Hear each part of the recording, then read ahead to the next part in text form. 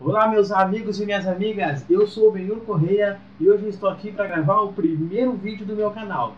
Bora começar?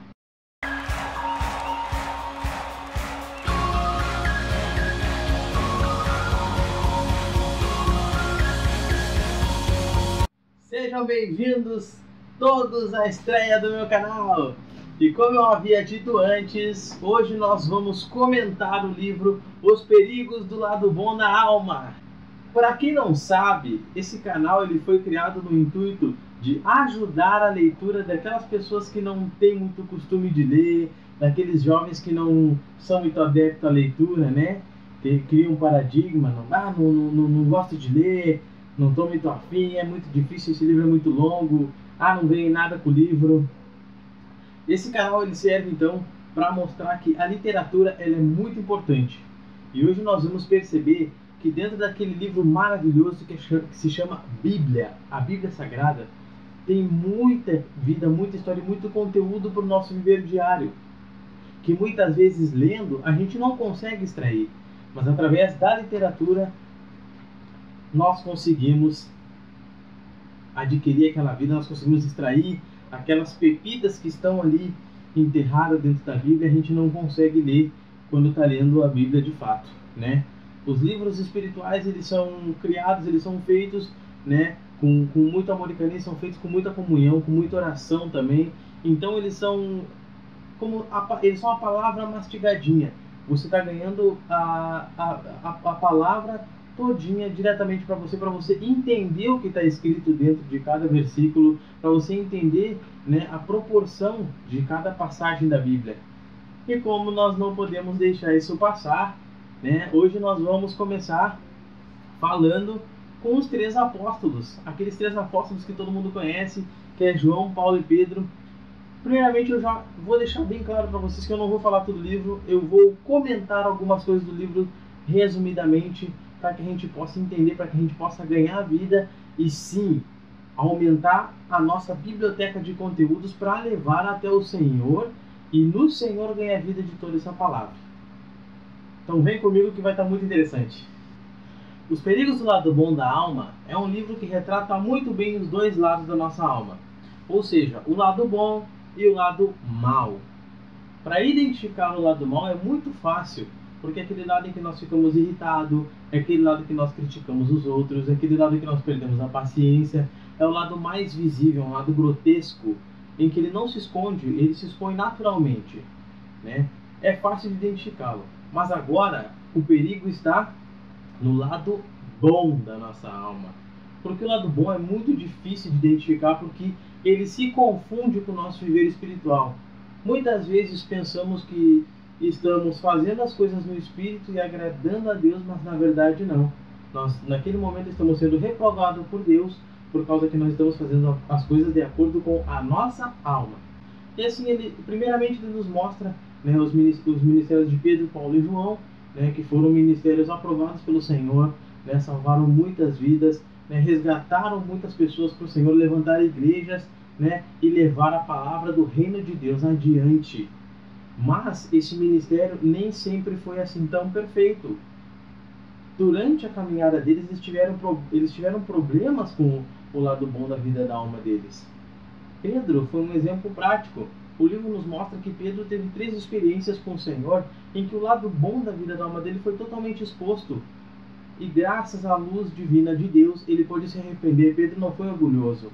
Graças ao Senhor, ele teve a simplicidade de se arrepender e ser aperfeiçoado. Um desses fatos é o fato que Jesus compartilha com os 12, que ele teria de voltar a Jerusalém, né, e lá ele teria de passar por muitas coisas até ser morto. Não é? E ali para que se cumprisse a palavra de Deus. Pedro, ativando o seu lado bom da vida da alma, imediatamente reprovou o Senhor Jesus, dizendo: não, Senhor, eu tenho apenas de ti mesmo, não deixaremos que aconteça nenhum mal contigo. Se Pedro tivesse ido a fundo nesse assunto, e o Senhor Jesus tivesse dado ouvido a ele, o Senhor Jesus jamais teria concluído a obra da cruz, né? E o lado bom da vida da alma de Pedro teria impedido a obra do Senhor. Então temos de tomar cuidado. O Senhor Jesus imediatamente, reconhecendo que era Satanás usando aquele amor de Pedro para com o Senhor, e imediatamente o expulsou. Afasta-te de mim, Satanás.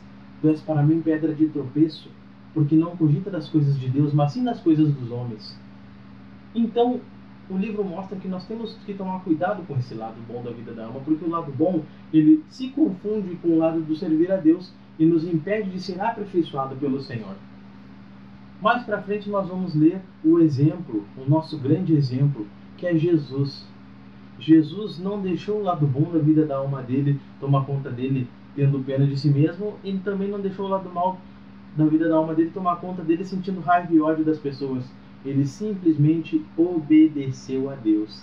Ele foi fiel em todas as coisas.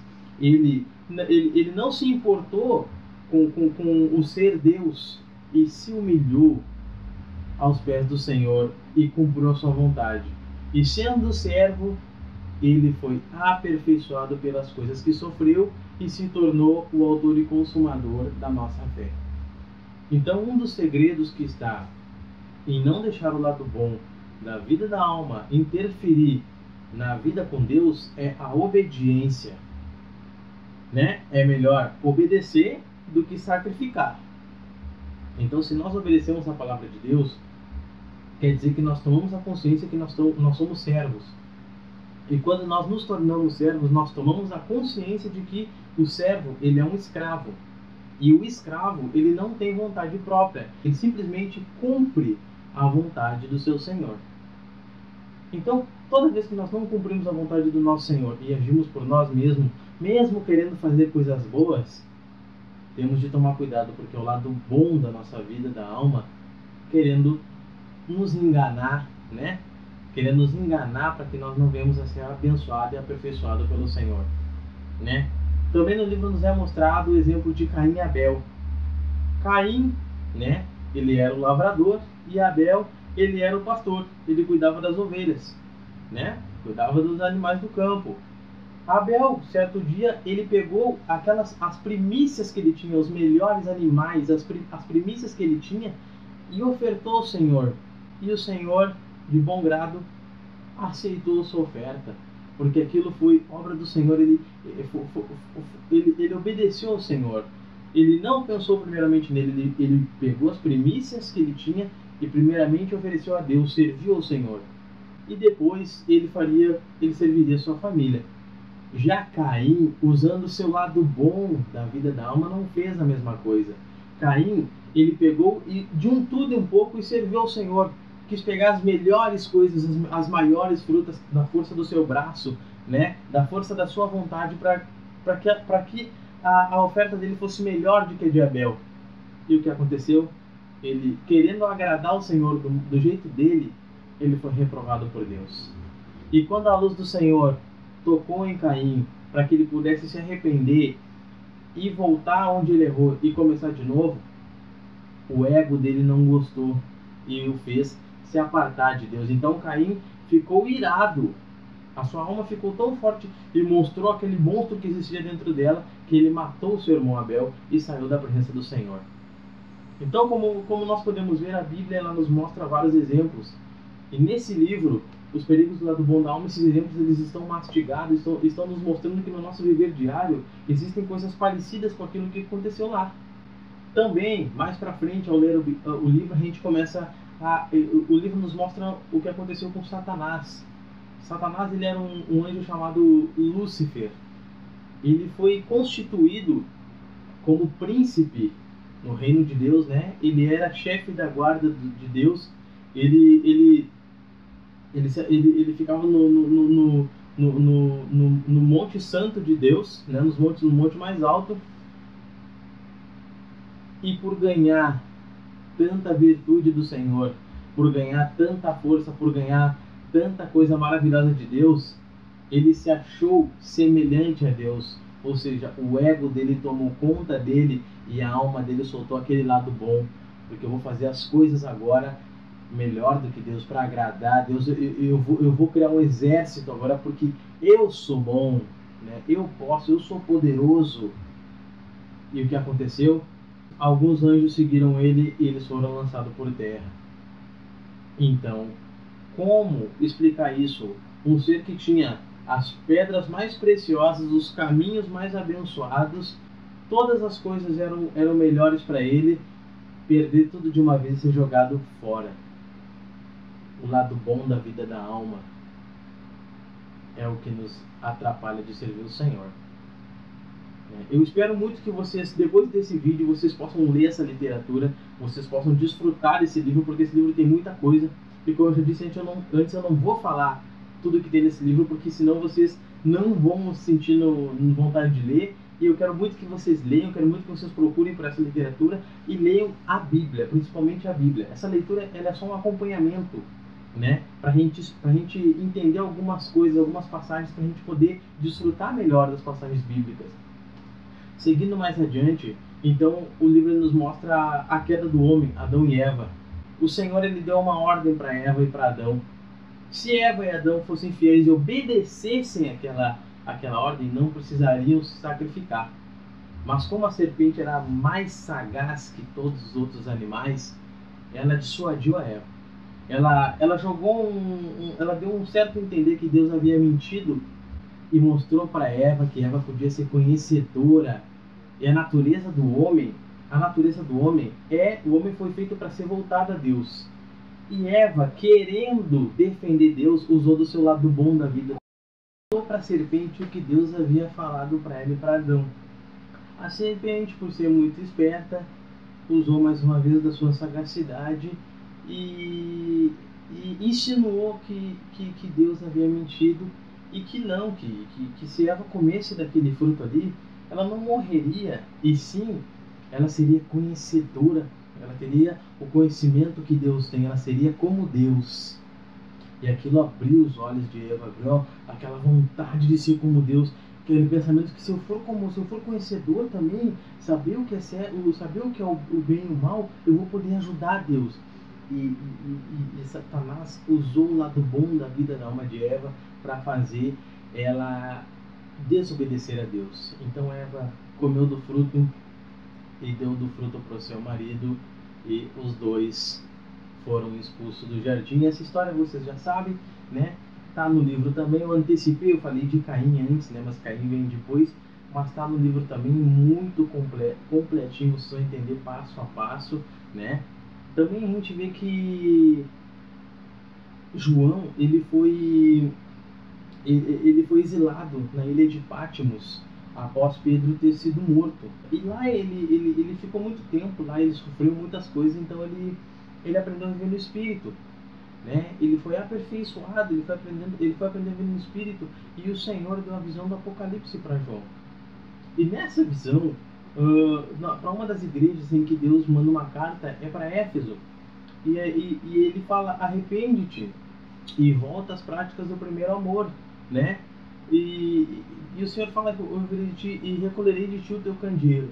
Ou seja, as práticas, as primeiras obras, se nós voltarmos lá em Gênesis, nós vamos ver que após o nascimento de Enos, começou-se a invocar o nome do Senhor. Aí começou-se a invocar o nome do Senhor. Esse ato faz parte das primeiras obras. Então a primeira obra que o homem tem que fazer é invocar o nome do Senhor. É buscar o Senhor de todo o coração e invocar o nome do Senhor. Nós só vamos ter liberdade no Espírito, nós só vamos ser libertar a nossa alma depois que nós invocarmos o nome do Senhor, aprendemos a andar na vida de Deus, né? Então, graças ao Senhor, porque o Senhor guardou o ministério de João. O Senhor mesmo disse que João permaneceria até o dia da sua volta. João já morreu e o Senhor ainda não voltou, mas o ministério de João permanece até hoje. É o ministério de Espírito e vida, um ministério rico. Então o que nós podemos falar? Continuando a nossa leitura aqui, né? O livro ele vai abordar agora, que nós podemos dizer que ele é um exemplo de lado bom da vida da alma, que é Jó. Para quem não conhece a passagem de Jó, o livro fala claramente, ele vai falar muito, você vai entender muito da palavra, você vai entender muito da Bíblia se você ler esse livro, você vai aprender a se conhecer E você vai ver a dificuldade que o homem tem de distinguir o lado bom da vida da alma de viver no espírito. Nós temos que tomar cuidado porque isso toma a frente de Deus. Toda vez que eu ajo por mim mesmo, eu tomo a frente de Deus. E já não é mais Deus agindo, é eu que estou agindo e as coisas não vão dar certo. Mas graças ao Senhor pela sua misericórdia e a sua luz que nos ilumina todos os dias, tem irmãos à nossa frente que têm grandes revelações, que têm grandes comunhões com o Senhor e publicam literaturas como essa, para que nós possamos entender e conhecer e praticar boas maneiras de andar na vida do Senhor, andar no Espírito e sair desses dois lados da alma. Então, para quem não conhece a história de Jó, Jó ele é um servo de Deus, em que tudo Deus abençoava ele. E certa vez, Deus, quando chamou os anjos, todos os anjos foram se apresentar para Deus, Satanás também apareceu para se apresentar para Deus. E o Senhor perguntou: Satanás, por onde andas? E Satanás respondeu: eu venho rodear a terra. E o Senhor prontamente disse: vês o meu servo, Jó? E o Senhor elogiou Jó para Satanás. E Satanás olhou para Deus não satisfeito e disse: ele só é assim porque o Senhor o abençoou em todas as coisas. O Senhor deu riqueza, deu dinheiro para ele. Por isso que ele obedece ao Senhor. E ele disse: tira as riquezas dele, tira as coisas dele para ver se ele vai obedecer ao Senhor. E o Senhor permitiu a Satanás: toca nas coisas dele. Satanás foi lá, tirou tudo que Jó tinha, tirou a riqueza. Em um só dia, num único dia, Jó perdeu todas as suas riquezas, todos os seus bens, e perdeu os seus filhos também. Em um só dia. Mas mesmo assim, ele não pecou contra o Senhor. Ele não pecou contra o Senhor. Ele disse: o Senhor me deu, o Senhor tirou. Mas Jó não estava vendo que aquele eu ali era o lado bom da vida da alma dele, se mesclando com o viver espiritual dele. O lado bom da alma dele já estava aprendendo a se adaptar com o viver manso de Jó. E isso Jó não tinha que tomar cuidado. E Deus tinha que mostrar para Jó que tinha algo que não estava certo ali. Então o que aconteceu? Mais uma vez Satanás se apresentou a Deus. E Deus falou: ele continua firme. E o Senhor falou para ele: porque o Senhor não tocou Satanás falou para o Senhor: porque o Senhor não tocou na carne, o Senhor não tocou nele. Por isso que ele fez, que ele continua servindo o Senhor. Então o Senhor permitiu que Satanás tocasse em Jó, mas não permitiu que o matasse. Então Satanás veio e tocou em Jó. E quando Satanás tocou em Jó, brotaram feridas e úlceras e pus pelo corpo de Jó, e ele pegava cacos e se coçava, porque era uma coceira sem fim. E mesmo assim, mesmo sofrendo todas essas dores, Jó ficou sentado e não pecou contra o Senhor. Mesmo assim, ou seja, o seu lado bom da vida da alma estava muito forte, que ele não conseguia enxergar que aquilo ali era o momento dele se arrepender do eu dele, do ego dele, que ele não sabia que tinha ainda, e voltar ao Senhor. Ele achava que aquilo ali era natural e que ele era bom o suficiente para suportar aquilo ali. E mais uma vez, ele sentado, e ele não amaldiçoou o Senhor. Satanás não ficou satisfeito com aquilo ali. Então o que aconteceu? 3 amigos de Jó foram visitá-lo. E esses 3 amigos dele ficaram com ele durante 7 dias. E durante esse tempo eles não falaram nada. Ficaram olhando para ele e se lamentando por ele. Ao término do último dia, eles começaram a reprovar Jó. Eles começaram a dizer: não, Jó, se tu cometeu algum pecado para Deus te castigar de tal maneira. Aí, quando eles falaram isso, que Jó havia pecado, o ego de Jó não aceitou ter erros naquele corpo humano, porque ele achava que era perfeito. O ego de Jó não aceitou aquilo ali. Então o lado bom da vida da alma de Jó se manifestou. Não, eu não pequei, eu sou muito bom, eu faço isso, eu faço aquilo, eu sou isso, eu sou o melhor, eu estou falando as minhas palavras, mas na Bíblia tá diferente, não com essas palavras, mas é isso que quer dizer. na Bíblia, né? E ele se exaltava cada vez mais. E graças ao Senhor existia um jovem ali junto com ele chamado Eliú. E esse jovem não falou nada. Enquanto eles discutiam, esse jovem não falou nada por ser o mais novo, né? Então ele respeitou os mais velhos enquanto falavam. Quando todos terminaram de falar, Eliú foi usado para abrir os olhos de Jó. Eliú não aceitava a condição de que Jó se achasse melhor do que Deus. Eliú falou que Deus era Deus. Eliú falou a grandiosidade de Deus para Jó. E Jó abriu os olhos dele. Nesse momento, então, Deus veio para conversar com Jó. E Deus começou a perguntar para Jó, fazer perguntas para Jó, quem Jó era, onde Jó estava, né? Onde Jó estava quando o Senhor fez o firmamento dos céus? Onde o Jó estava quando o Senhor falou para as ondas, não até ali, dali não passará? Onde? E Jó começou a se justificar contra o Senhor. E o Senhor começou a mostrar para ele que existia dentro dele dois monstros, né? Um desses monstros se chamava Behemoth e o outro monstro se chama Leviatã. O Behemoth, ele tipifica um hipopótamo, porque ele é um monstro grande, poderoso, né? Muito forte, mas aparentemente é calmo, né? E quando está dentro d'água ele é mais calmo ainda. A aparência dele é de um animal calmo, né? Nada vai acontecer, né? Tipifica o lado bom da vida da alma. Mas tem um monstro chamado Leviatã, que ele é representado por um crocodilo. Ou seja, a sua couraça é dura, ele é um monstro forte, ele foi feito para não ter medo, ele é um monstro raivoso e ele ataca sem pensar, né? Ele é rei dos monstros egoístas, né? E ele não tem medo de nada. A vida dele é essa. Esse é o nosso lado mal da vida da alma. Então o Senhor quis mostrar ao término desse desfecho de Jó que dentro do homem existem dois monstros, o Behemoth e o Leviatã. O Leviatã é o nosso lado mal, que todo mundo vê, a gente não consegue esconder das pessoas, todo mundo vê quando eu fico bravo, e quando eu fico irado, quando eu reprovo as pessoas, quando eu me indigno, né? Mas o lado bom também é um monstro. Por que eles estão juntos? Porque o fruto do conhecimento do bem e o fruto do bem e do mal, eles estão na mesma árvore. Eles não estão separados. Eles estão na mesma árvore. Se você comer um, você automaticamente está comendo do outro. Então, se você prova desse fruto, você automaticamente está esquecendo a árvore da vida, que é Jesus, que é Deus, né? Que é o Espírito Santo de Deus, para comer a árvore do conhecimento do bem e do mal, né? Que é as obras de Satanás. Satanás comanda o nosso lado bom da vida da alma e o nosso lado mal também. Então, no desfecho desse livro, Os Perigos do Lado Bom da Alma, ele quer nos mostrar o quê?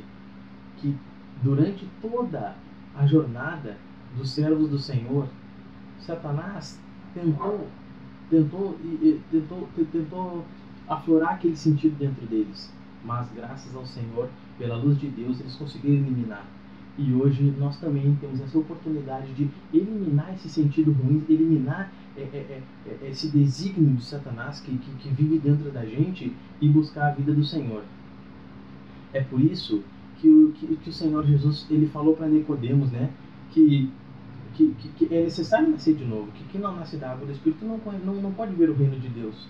Ele também fala lá no livro de João, o Senhor Jesus fala lá no livro de João, que as pessoas procuram nas Escrituras descobrir as verdades das Escrituras, mas não vêm até Ele, sendo que as Escrituras falam dele.